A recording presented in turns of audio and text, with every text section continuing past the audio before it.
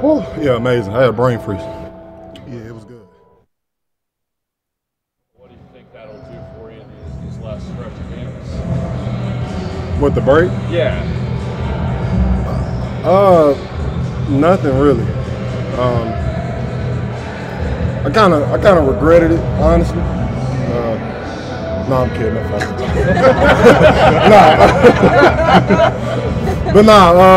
No, the break was fun. I got some time to myself, got a little time to rest, get my body back in order a little bit. So it was much needed, and I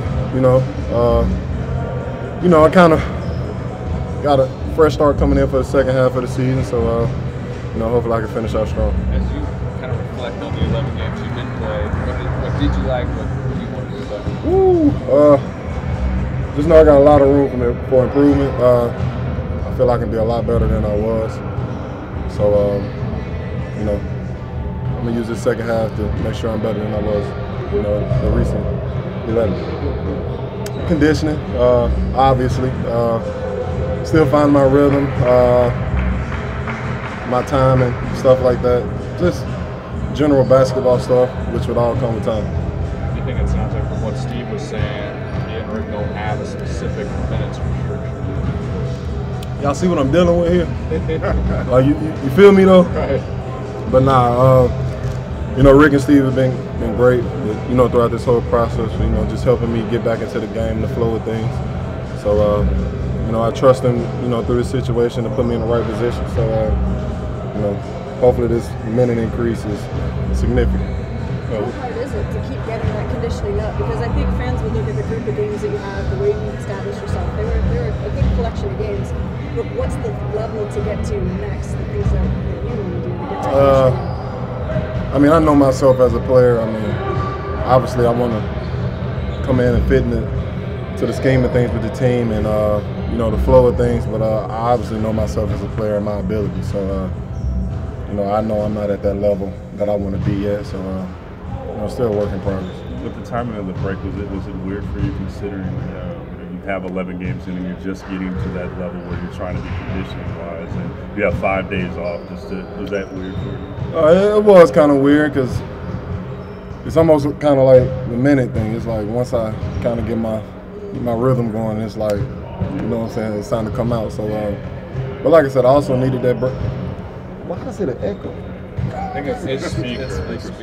Right here. Oh, okay.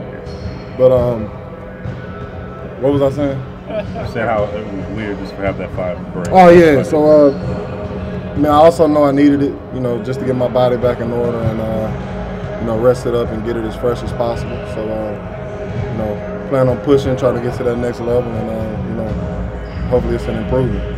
What's the biggest thing you want to see from yourself over these last 25 games? Just improvement, weekly. I just want to improve each week in all aspects of my game, my conditioning, my basketball skill set, whatever the case may be, and just do it at a consistent level.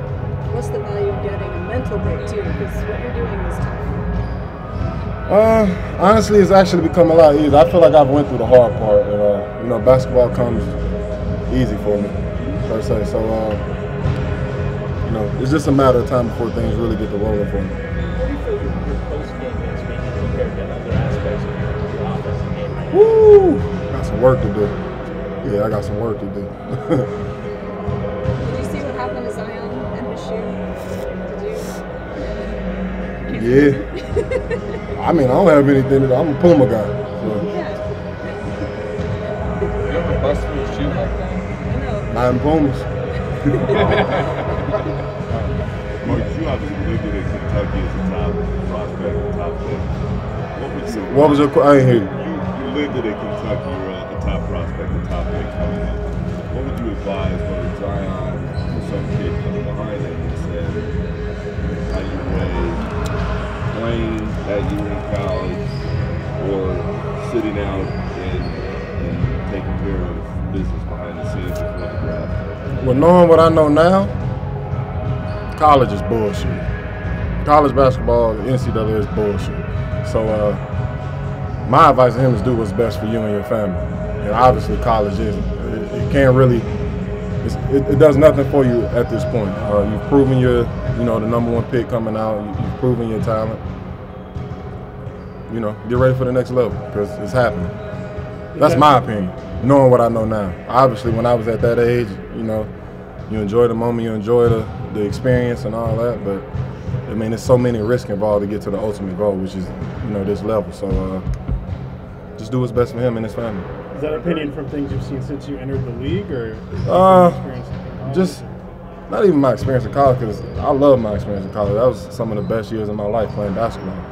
And but with that being said, just how crooked the whole NCAA business is, and I actually saw a post the other day where it was, I think the highest ticket for that UNC Duke game was $2,500, $3,500. Super Bowl. How much is that? How much does Zion Williams see? That's who they're coming to see. So how much of that is he getting? Actually, who does it go to? How does it benefit any player on that team? But if they were to get $20 in a free meal, they're this bad kid. They get a bad rep, uncoachable, they're thugs, whatever the case may be. So it's bullshit. It's been bullshit. Are there any solutions you have in mind that can get it to where they are compensated fairly? I mean, the G League route. I mean, I think that's helpful. Obviously, it's not a popular thing right now, but I think it will grow over time. You've seen a couple of young guys enter that program early, so it was kind of cool what Ball did, with his whole little league. I think it's a cool thing. Obviously, he doesn't have the greatest name, and people look at him, in a foolish manner. But I mean, what he's doing makes sense, and it's to help these kids. He understands how the college level. He understands how it's corrupt. He saw what his kid went through. He sees what his other two boys are going through. So, I mean, I think his ways is just about. Obviously, everything with basketball is a trendy thing. So, once the ball kind of get rolling for that, I believe more people will be willing to join it. So do you think the one and done should be kind of acts that I don't understand the point of it. What's the difference between 18 and 19 or 17 and 18? Like, you're immature, you're young, you're ignorant to life in general. So what's really the difference? You still got a lot of growing to do as a man. So, bet. Thank you, sir. Thanks.